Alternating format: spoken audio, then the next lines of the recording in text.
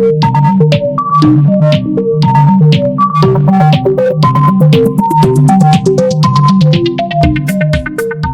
tal, chicas, chicos? Bienvenidos nuevamente a una emisión más de su programa Esto es Entretenimiento, de ayer, de hoy y de mañana. Yo soy su amigo Milorra y el día de hoy vamos a hacer un viaje por lo que fue un año aún con los efectos de la pandemia del COVID-19 y me refiero al 2021, un año que seguramente nos marcó a todos. Ojalá haciendo este recuento, lo primero que venga a tu memoria sean momentos y recuerdos gratos y agradables que te hayan marcado de una manera favorable y que te hagan esbozar una sonrisa más allá de pensar en lo que perdimos, en quienes se nos fueron, de quienes hay que saber que mientras tengamos presente su recuerdo en la mente, en el alma, en el corazón, quienes se nos adelantaron en el camino simple y sencillamente nos están esperando porque no se han ido, siguen estando aquí con nosotros, porque recuerden que una persona realmente no muere en tanto no los olvidemos. Así que esto es lo que, entre otras cosas, nos dejó el año 2021.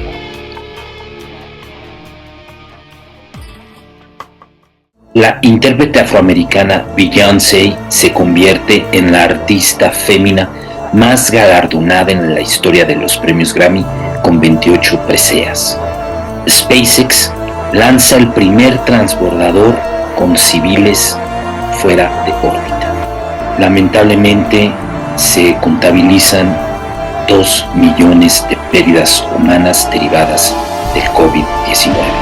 Tristemente se da el más grande genocidio en la historia de la comunidad uigur, esto en China. Y finalmente Barbados se independiza por completo, siendo reconocida como una república por parte del Imperio Británico. Cabe señalar que la intérprete Rihanna jugó un rol fundamental para ello y es considerada un héroe nacional. En lo que respecta a la música, los sencillos más escuchados fueron I got my peaches out in Georgia, oh yeah. I get my from California, that's that. I took my chick up to the north, yeah. I get my light right from the source, yeah. Yeah, that's it. Call me when you want, call me when you need. Call me in the morning, I'll be on the way. Call me when you want, call me when you need. Call me out by your name, I'll be on the way.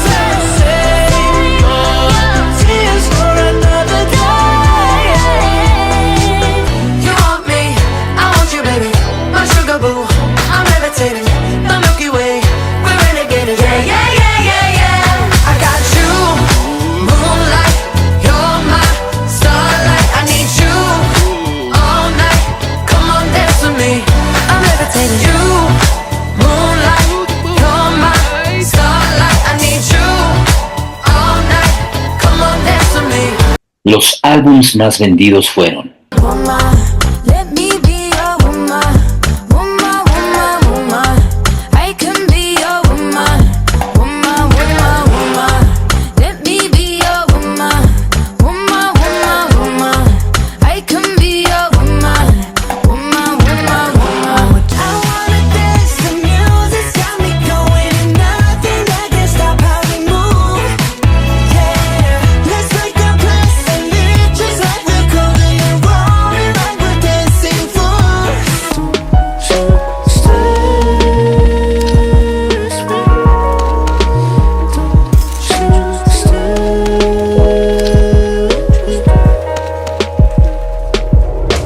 Tastes like lemonade, 짜릿하지 everyday 삼켜버려 got me feeling good. Tastes like lemonade, 휘저 on a hurricane 안 들려 네 목소리는 noise. Tastes like lemonade, 짜릿하지 everyday 삼켜버려 got me feeling good. 설탕이 발린 맛엔 이내 질리기 쉬워. 뜨거운 나의 feeling 지금 느껴지 넌 너와의 사이 선명히 보인 커져만 가는 열기. 난 호감을 깨워 네 맘을 깨워 터질 것만 같은 my skin. I say love you under my breath more times than you can digest. Music every time I hear your name. Oh, your head's laying right on my chest. Sun's up and I still ain't got no rest. Don't wanna close my eyes, I'm scared I'll miss too much. Do you tell her she's the most beautiful girl you've ever seen? And promise 3 words you know you'll never mean. Remember when I believed you meant it when you said it first to me. I've never seen the sky this color before. It's like I'm noticing everything a little bit more. I've wasted on you all of this time and all of this money, all of these sorries I don't owe you, honey. All of these miles on this Chevy and pressing up you, all them days I spent wasted on you. 一点一点的反复练习，练习一遍一遍所有关于你被剪上那一页页回忆的秘密。故事从何说起？我一天一天一天的反复练习，学习成为更好的自己。练习把故事写给你，练习这段旋律 with you。 En televisión vieron la luz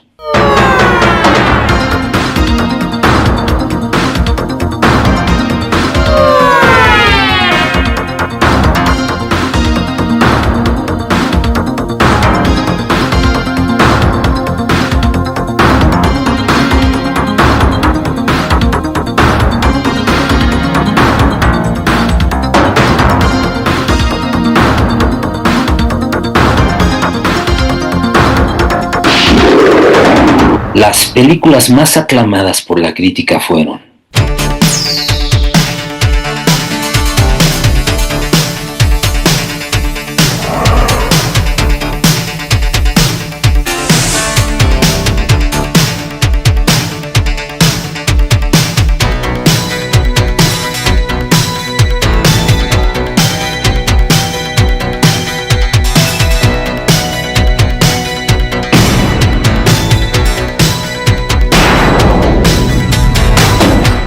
y las películas más taquilleras en el mundo fueron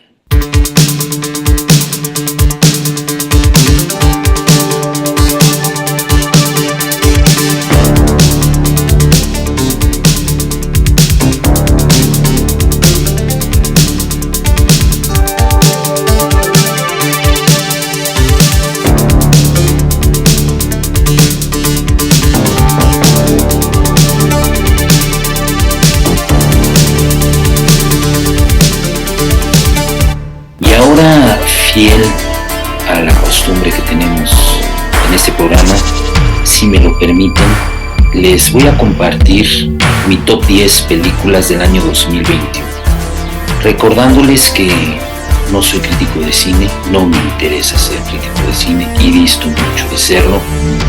En cada programa me gusta señalar esto porque me he topado con algunas personas en la calle, quienes tras conversar muy amablemente, pues algunos obviamente me preguntan el porqué de mis elecciones y me cuestionan el no haber considerado pues películas que críticos reconocidos sí han señalado como las mejores de cada año. A lo que yo les digo que hacer una lista así, copiarla por parte de algunos críticos reconocidos, lo podría hacer cualquiera.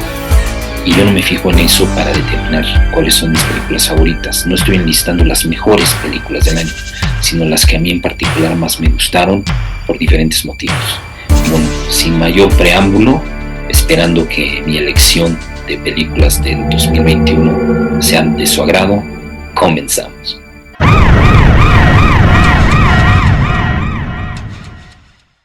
En el número 10 puse esta película 100% palomera de acción y ciencia ficción que a mí me entretiene bastante, y hay una historia muy particular en torno a esta película, dirigida por el realizador Joe Carnahan, el mismo quien dirigió la icónica Narc. Originalmente se iba a titular Continue y se iba a realizar en el año 2012. Hubieron ahí ciertos problemas, ciertas disputas en lo que respecta al guión por parte de Carnahan, quien es el creador de la idea original, y se pospuso hasta el año de 2017 cuando se anunció con el título que finalmente se le dio, y se realizó en el año 2018 para ser estrenada en el 2019, pero obviamente derivado de lo que sucedió con la pandemia se aplazó el estreno hasta el año del 2021, y me refiero a Boss Level, Un día más para morir, protagonizada por Frank Grillo y un reparto muy interesante en los roles secundarios en los que estuvieron Mel Gibson, Naomi Watts y Michelle Yeoh.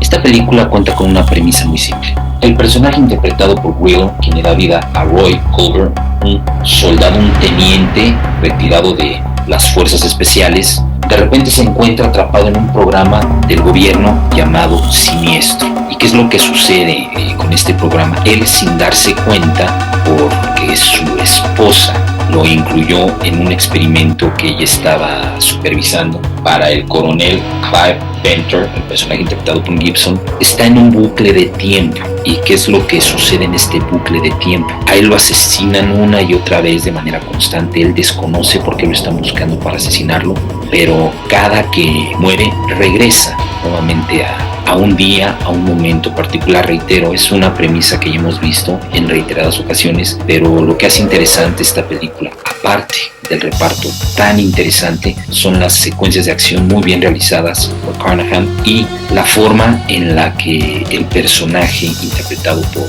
Willow va evolucionando y se va dando cuenta que hay una razón específica por la que está sucediendo eso, y él tendría que tratar de aprovechar ese tiempo para poder estar con su hijo, porque se da cuenta que derivado de este bucle en el tiempo viene el fin del mundo. Entonces, como él está un poco distanciado de su hijo, pues aprovecha para buscar un acercamiento, y en el inter va tratando de revelar de qué forma puede sobrevivir otro día, y de ser así, cómo podría evitar lo que sería pues el fin de los tiempos. Willow cumple con su personaje de muy buena forma. A mí me parece un histrión bastante subestimado y encasillado ya en cierto tipo de personajes. Lamentablemente su tipo físico, ya que me refiero con su tipo físico, como es un individuo que se mantiene en muy buena forma física, pues generalmente le han asignado personajes de acción, pero créanme cuando les digo que cuando se le exige, porque el personaje así lo requiere, que hay una mayor expresividad y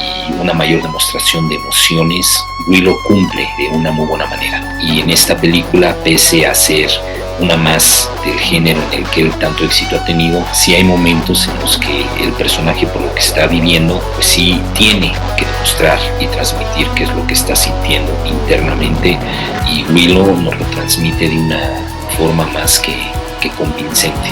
Es una película las que yo llamo palomeras para pasar un rato, distraernos y olvidarnos un poco de la realidad que nos toca enfrentar día a día, y estoy seguro que si no la han visto, al final les buscarán una sonrisa porque se darán cuenta que logró su cometido, que es la de entretenernos. En el número 9 ubiqué esta película que es el remake de la película original realizada en el año 1961. Y me refiero a West Side Story, Amor sin barreras, dirigida por el realizador norteamericano Steven Spielberg y protagonizada por Ansel Elgort y Rachel Zegler. Steven Spielberg ha dicho en reiteradas ocasiones que la versión original de esta película, dirigida por Jerome Robbins y Leonard Bernstein, es su película favorita, que en gran medida gracias a esta película decidió ser cineasta, y él tenía muy claro que si se daba la ocasión, pues él aprovecharía para hacer su propia versión sobre esta película, tratando de respetar fidedignamente la esencia de la versión original, pero obviamente imprimiéndole su sello característico. Mucha gente le criticó en un principio que hubiera elegido a Elgort, quien en ese entonces estaba involucrado en un escándalo, para interpretar el personaje principal, y me refiero a Tony. Y por otro lado, el haber elegido a Rachel Zegler, quien no había hecho absolutamente nada hasta ese entonces, y esta película marcó su debut cinematográfico para el personaje de Maria. La verdad es que cuando uno finalmente ve el resultado, se da cuenta por qué Spielberg eligió a esta pareja, porque sí son bastante convincentes en la interpretación de sus respectivos personajes, pero sobre todo sí transmiten esa química muy particular que se da entre ambos.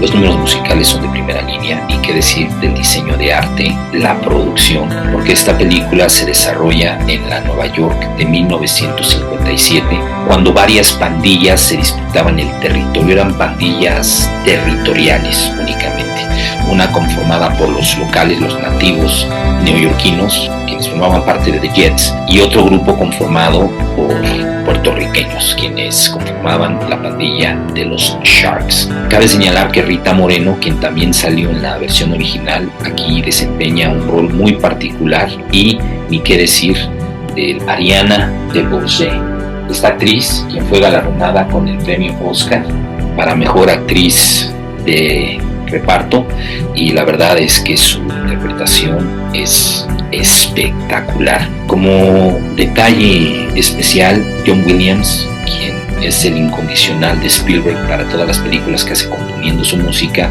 solicitó también ser quien se hiciera cargo de la música como algo especial, porque curiosamente cuando él era joven participó en la orquesta que en su momento conformó Stephen Sondheim a la hora de hacer la música para la versión original, y Williams ha dicho que toda la escuela que trae en lo que respecta a sus partituras originales es por parte de Sondheim, y su experiencia cuando formó parte de la orquesta a la hora de hacer la música para la West Side Story original de 1961. A mí en particular me gusta mucho más la original, pero esta está muy bien realizada, y la verdad sí la recomiendo ampliamente, sobre todo por la diversa gama de colores, aprovechando la tecnología que hoy en día se tiene y que en ese entonces, me refiero a cuando se hizo el original, pues no se podía usar. West Side Story es una película que seguramente será del agrado de todos ustedes, a quienes les gustan las comedias musicales, y recuerden que esta es una historia que está inspirada en la obra clásica de William Shakespeare, Romeo y Julieta, en el que una pareja joven, quienes forman parte de diferentes bandos, en este caso la joven puertorriqueña y el joven neoyorquino, no pueden consumar su amor porque pues la gente que los rodea no está de acuerdo, y ellos se las tienen que ingeniar para de una u otra forma estar juntos y así lograr que el amor prevalezca. En el número 8 posicioné este thriller neo-noir psicológico dirigido por el realizador John Lee Hancock, quien se las ingenió para poder conformar un reparto de primera línea con puros ganadores a los premios Oscar: Denzel Washington, Rami Malek y Jared Leto. Sí, me refiero a The Little Things, Pequeños Secretos. Esta película que en su momento generó muchísima polémica, reitero, por el reparto que Hancock fue capaz de conformar, y la historia gira en torno a dos detectives, los interpretados por Malek y por Washington, quienes le dan vida a James Jimmy Baxter y Joe Dick Deacon, respectivamente. Y se han venido dando una serie de asesinatos en la ciudad de Los Ángeles, y el modus operandi, es muy parecido a un caso similar en el que el personaje de Washington estuvo, por lo que él se acerca para dar sus comentarios a un joven detective, Jimmy, el personaje de Malek, y cuando Malek se da cuenta que Washington pues tiene mayor conocimiento de lo que aparentemente está sucediendo, pues lo invita a participar como asesor por parte del condado de Los Ángeles. Es así como se da esta colaboración entre estos dos detectives, con una brecha generacional y metodologías diferentes. Posteriormente se topan con Albert Sparman, el personaje interpretado por Leto, quien es el principal sospechoso. Cabe señalar que las escenas en las que interactúan estos tres histriones son bastante intensas, obviamente partiendo del principio que los tres han declarado en reiteradas ocasiones que son actores del método, y eso se percibe a la hora que están a cuadro. Es un duelo actoral entre estos tres histriones ya reconocidos a nivel mundial, y lamentablemente la película no obtuvo el éxito deseado. Tomen en cuenta que estamos hablando del año 2021, cuando la gente apenas estaba empezando a regresar al cine tras lo acaecido a finales del 2019 y sobre todo 2020 con el COVID. Entonces, esta película no logró que la gente fuera en masa al cine, y es una verdadera pena porque el final te lo dejan abierto de una manera muy interesante, en la que el personaje de Washington da un dejo de lo que podría haber sido, no una secuela, pero sí otra película en la que muy probablemente estos dos detectives podrían haber colaborado. Y en un par de ocasiones Hancock indicó que él, a la hora de concebir el guión de esta película, él había pensado en una potencial trilogía en la que estos dos hombres se tendrían que volver a juntar para resolver diferentes casos, y evidentemente conforme avanzaran las películas los casos iban a ir creciendo. Una verdadera pena que nos hayan privado de haber podido volver a ver tanto a Malek, Washington juntos. Ojalá alguien tenga el tino para ofrecerles otro proyecto y podamos volverlos a ver compartiendo cuadro, porque la verdad las escenas en las que ellos dos se encuentran juntos sacan chismes. En el número 7 coloqué esta película de ciencia ficción titulada The Tomorrow War, La Guerra del Mañana, dirigida por el realizador Chris McKay y protagonizada por Chris Pratt. Esta película tuvo un presupuesto total de $200 millones y originalmente se iba a exhibir en salas cinematográficas. De hecho, al día de hoy es considerada una de las películas más caras en la historia, pero como se atravesó la pandemia, Amazon Studios adquirieron los derechos y obviamente pues esperaron para lanzarla como el estreno especial de su plataforma, y aunque no lo crean, pese a haber costado $200 millones, ya se está planeando una secuela con una potencial tercera parte para conformar una trilogía. Esto quiere decir que Amazon recuperó el dinero y tuvo una utilidad. Cuenta con una premisa muy particular, ya que Pratt le da vida a James Daniel Dan Forrester Jr. Es un maestro de biología quien en su oportunidad fue boina verde, y un día cuando le avisan que no consiguió el trabajo de planta que estaba esperando, está viendo el partido final de la Copa del Mundo del 2022, cuando de repente se abre un portal en el tiempo y descienden unos soldados que vienen del futuro, vienen del año 2051, para indicarles que el apocalipsis está cerca y que necesitan reclutar a soldados, porque en el tiempo del cual ellos vienen únicamente el 20% de la población ha sobrevivido, porque llegaron unos entes extraterrestres y acabaron con la civilización.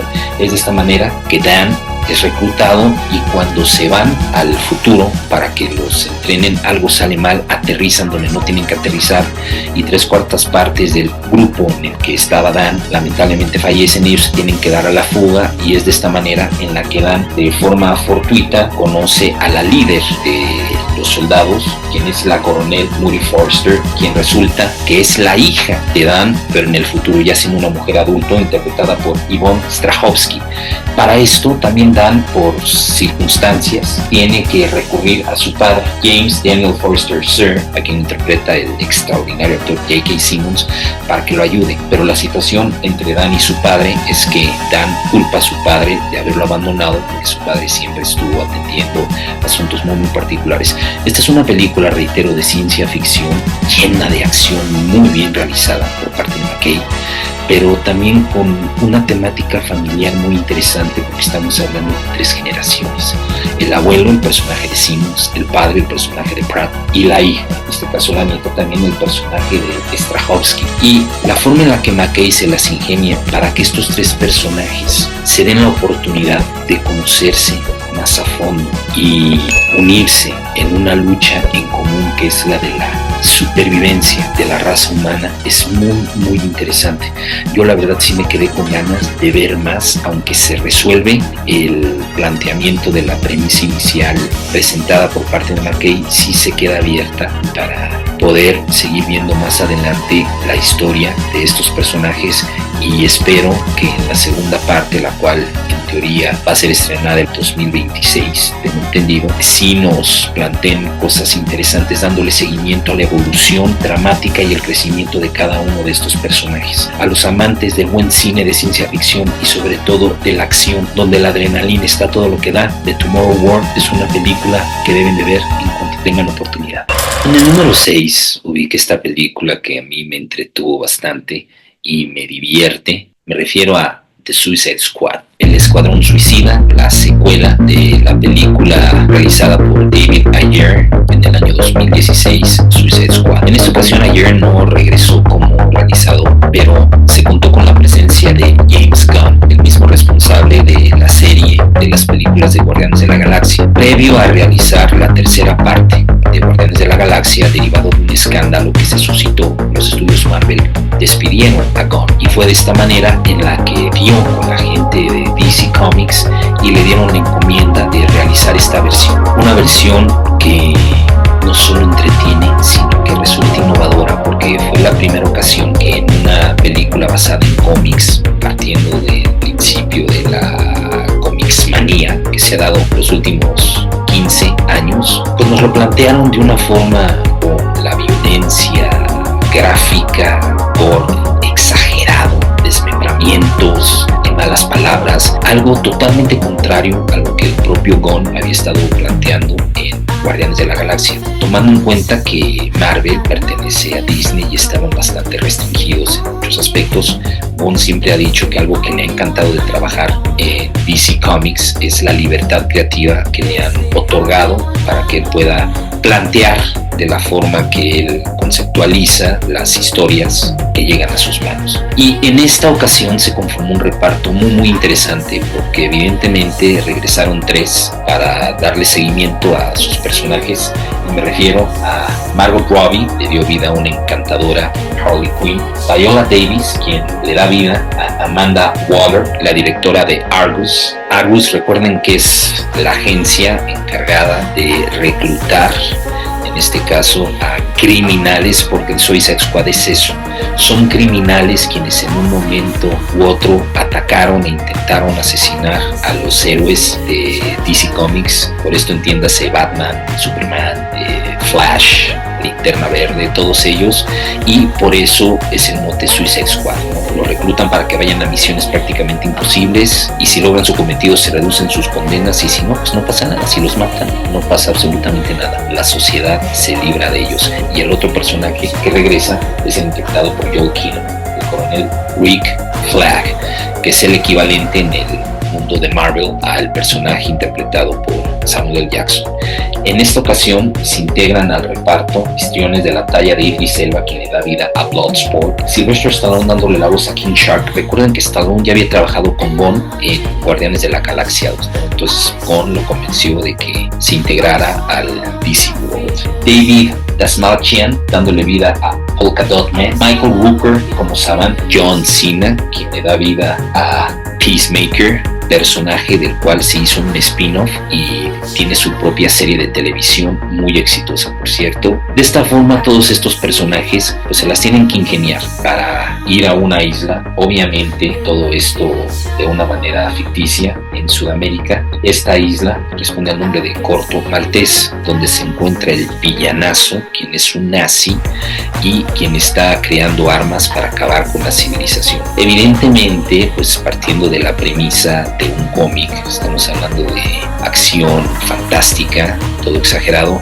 pero reitero, el detalle muy particular de esta película, de la mano de Gunn, es que nos plantean de una forma muy diferente, en una línea narrativa muy violenta y muy sangrienta todo este mundo fantástico que anteriormente pues había estado restringido únicamente a los niños.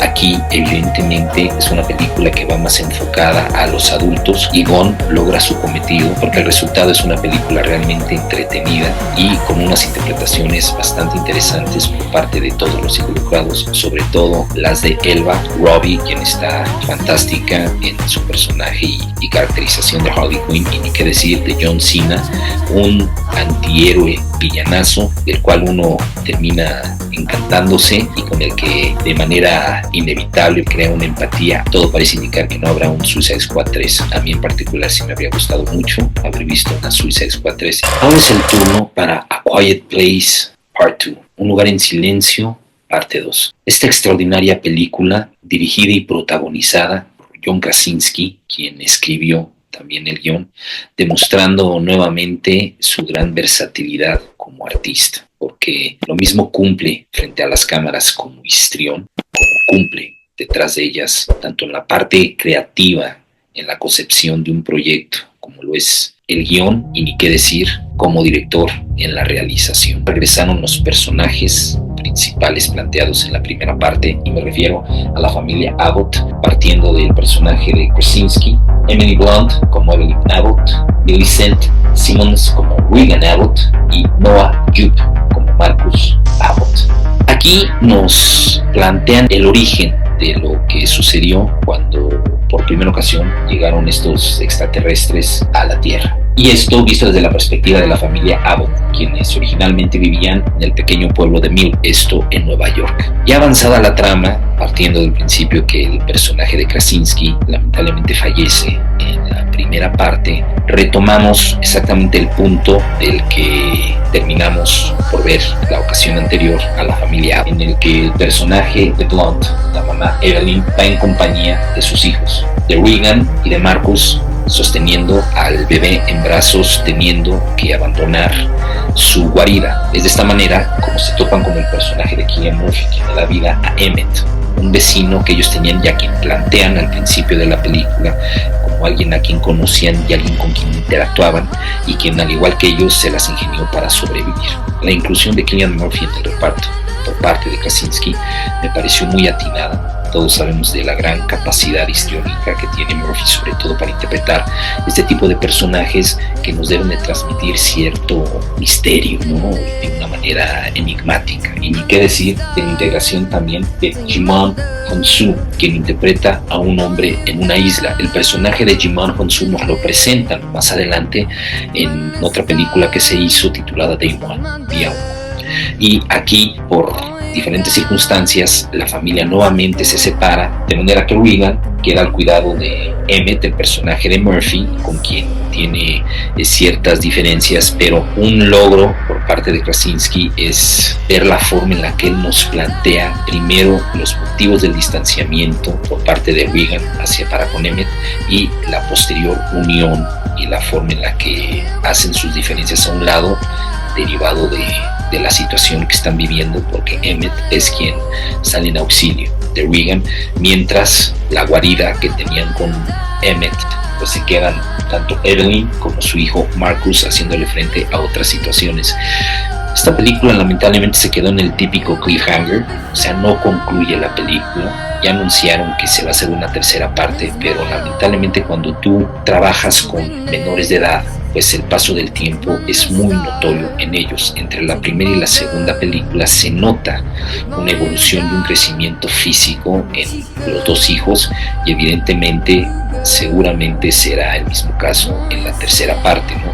Esto le resta cierta credibilidad, cierta verosimilitud, pero he ahí nuevamente el gran tino y donde se refleja la gran capacidad de Krasinski como realizador, porque pese a ello tú se la compras, crees lo que está sucediendo, y lo que te atrapa es la narrativa y lo que están viviendo estos personajes. A Quiet Place, parte 2, es una película que, aunque se registró en el año 2020, derivado de la pandemia, no se estrenó en salas cinematográficas sino hasta el 2021, por eso forma parte del listado de películas de este año 2021. Permítanme platicarles un poquito sobre esta película, que yo de manera fortuita vi. No tuvo éxito en el cine, lamentablemente pasó sin pena ni gloria, al menos aquí en México. Estuvo nada más una semana en el cine.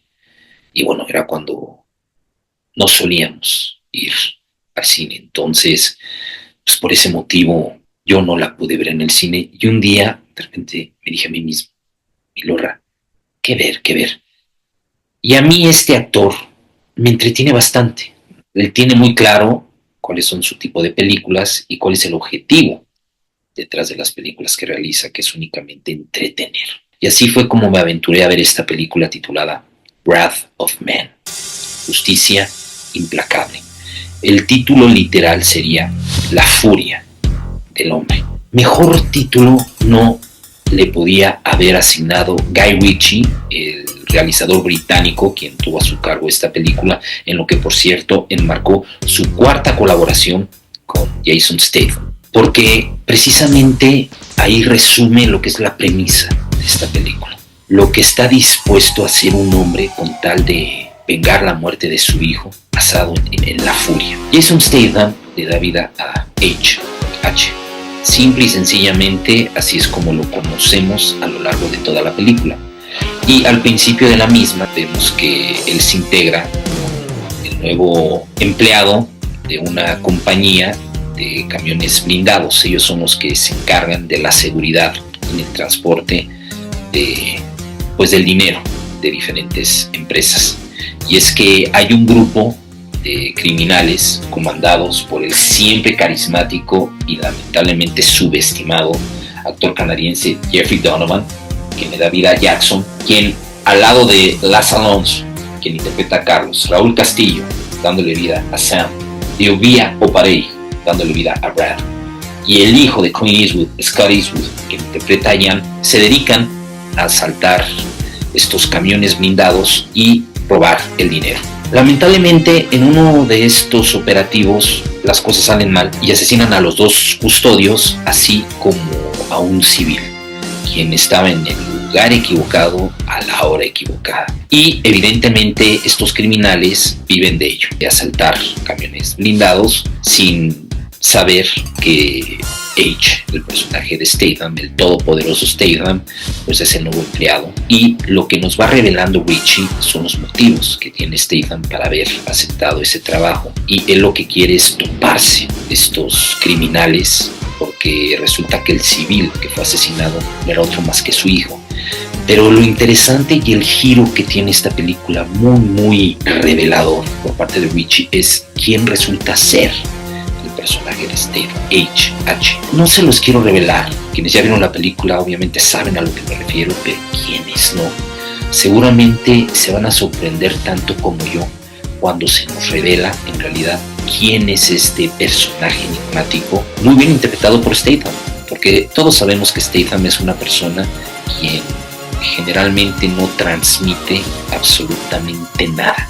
Es muy parco en sus interpretaciones porque él así es, pero este personaje demandaba y exigía eso precisamente. ¿Y quién mejor que Statham, de quien Ritchie ha declarado en reiteradas ocasiones que es su misión con el que le fascina trabajar, porque muy contrario a lo que la gente piensa, es uno de los histriones más disciplinados, más comprometidos y más profesionales con los que él ha compartido el set. Y se nota que Statham realmente disfrutó interpretando este personaje. Es Statham interpretándose a sí mismo, pero en un personaje que le cayó como anillo al dedo, con las secuencias de acción muy bien logradas por parte de Ritchie, pero reitero, la psicología y los motivos del personaje interpretado por Statham es lo que viene a hacer que esta película valga la pena verla. Wrath of Man, La Furia del Hombre, o Justicia Implacable, como la manejaron en Latinoamérica, en el número 4.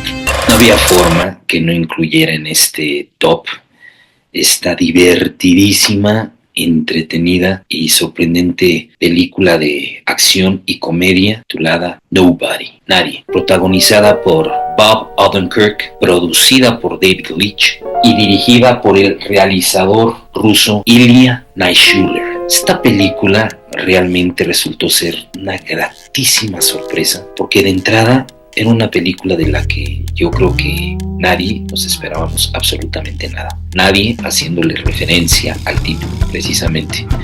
Y aunque no se nos plantea en qué ciudad se desarrolla la trama, sí se nota a leguas que la película fue realizada en la ciudad de Winnipeg, esto en Canadá, pero que manejan al FBI, y como bien sabemos el FBI, el Bureau Federal de Investigaciones, es el que atiende los asuntos domésticos en la Unión Americana, por lo que pues, no nos queda de otra más que pensar que la película se desarrolla en alguna ciudad de los Estados Unidos. Y la historia gira en torno al personaje interpretado por Odenkirk, quien le da vida a Hutch Mansell, el nobody, el nadie de la historia, quien en un principio te lo plantean como un padre de familia, hasta cierto punto timorato, no mete las manos para nada, lleva una rutina, día con día hace exactamente lo mismo.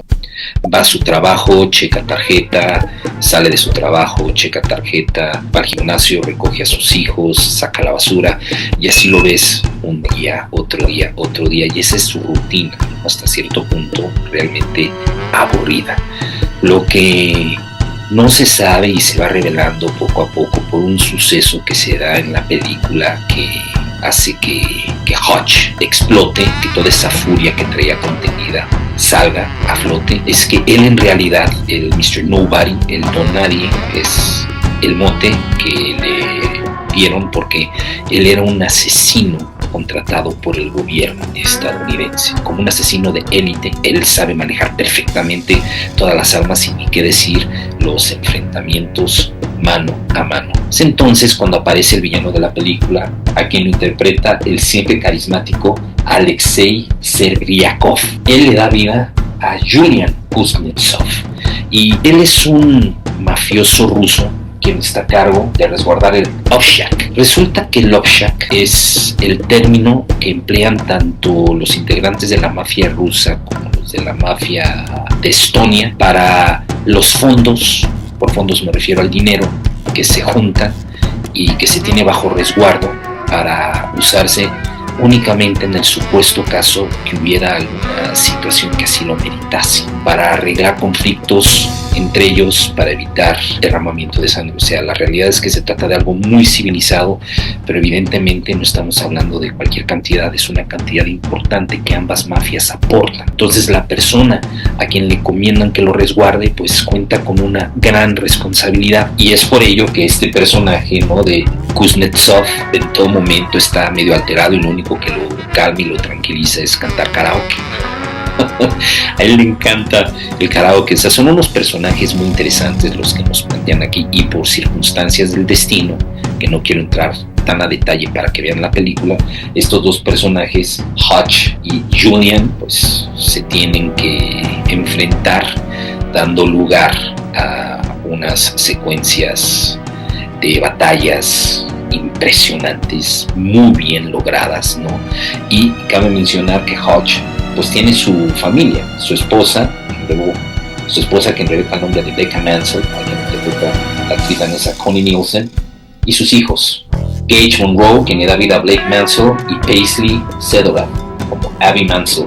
Nobody es una película sin ninguna otra pretensión más allá de divertirnos, de hacernos pasar un rato agradable, acción espectacular, y cumple con su cometido. Además, el siempre carismático y cae bien Odenkirk interpreta muy bien este personaje, cabiendo señalar que sí aprovecha este vehículo del personaje para mostrar su gran rango histriónico. Lo mismo te convence de una secuencia dramática cuando así lo merita, como una secuencia en la que pues, te hace reír, derivado de una comedia de situación o comedia forzada, algo en lo que se ha especializado Odenkirk a lo largo de su carrera.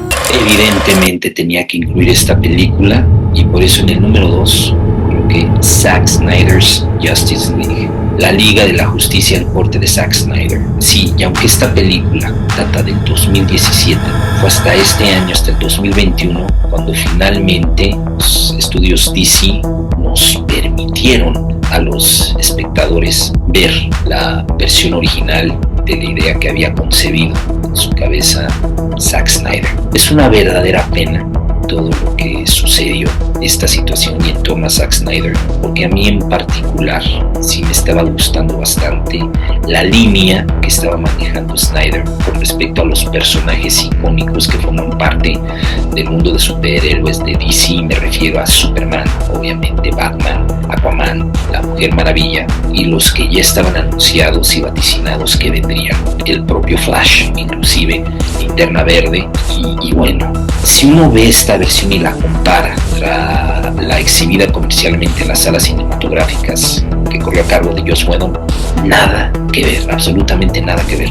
De entrada, la duración. Esta versión de Snyder dura 4 horas y está dividida en capítulos, y créanme que no se siente pesada y no se siente larga, y si por algo se ha esmerado Snyder es dentro de su línea narrativa, aunque estaba abordando temas fantásticos como que son los superhéroes, pues evidentemente él siempre trata de imprimirles cierta humanidad a estos personajes y al mismo tiempo nos plantea secuencias visualmente artísticas hermosas, donde mezcla rampas, el slow-mo, un concepto fotográfico de contraste, medio contraste, con luces saturadas, colores al por mayor. A mí en particular me gusta mucho el estilo narrativo visual que emplea Snyder y hace gala de ello, luciéndose en este corte, que sí, evidentemente es completamente diferente a lo que se nos exhibió en las salas cinematográficas,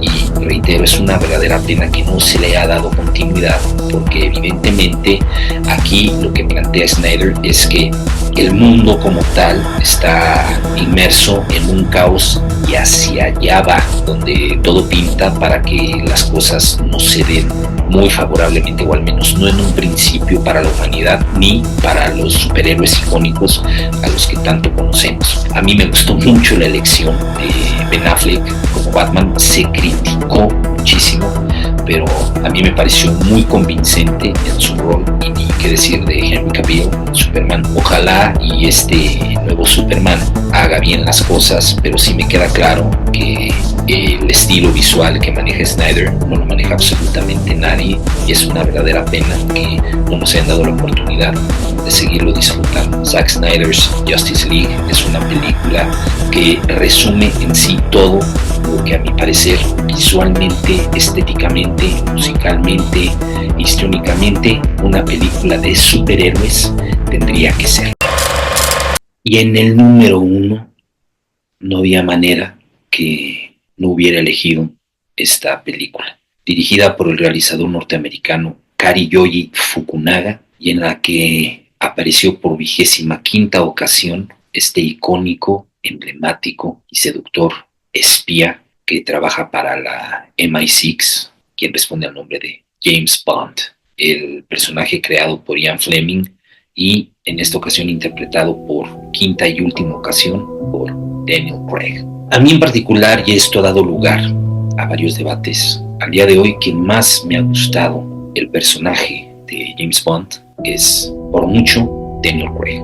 Es, a mi parecer, y reitero, es mi muy particular punto de vista, el histrión más competente, más capaz, más completo que le ha dado vida al personaje, y el enfoque que decidieron darle al personaje en las 5 películas que le tocó a Craig interpretarlo, pues fue más apegado a lo real. Obviamente James Bond sigue haciendo gala de sus juguetes fantásticos y se enfrenta a situaciones de las que un humano normal pues evidentemente no saldría avante, pero pese a ello, una de las consignas al haber elegido a Craig en una entrevista, él indicó que esa fue una de sus peticiones, que lo hicieran un poquito más verosímil. ¿A qué me refiero con esto? Que se mostraran más sus emociones, su dolor, todo aquello que le aqueja, y por dolor no me refiero al físico, porque aquí sí lo hieren, aquí sí sangra, sino al dolor interno, ese dolor que te provoca el amar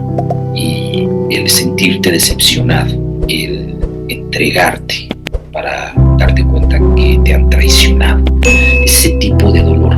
Y para mí no hubo nadie mejor que Craig para transmitirnos eso de este personaje considerado por muchos intocable, pero que aquí evidentemente nos plantean una persona humana, sensible, Y no quiero entrar mucho a detalle de la historia porque hay muchas personas quienes lamentablemente aún no han visto esta película y no les quiero vender la idea y no les quiero vender de qué se trata para que se sorprendan tanto como yo al verla, pero me parece la epítome perfecta para este personaje en la interpretación de Bond.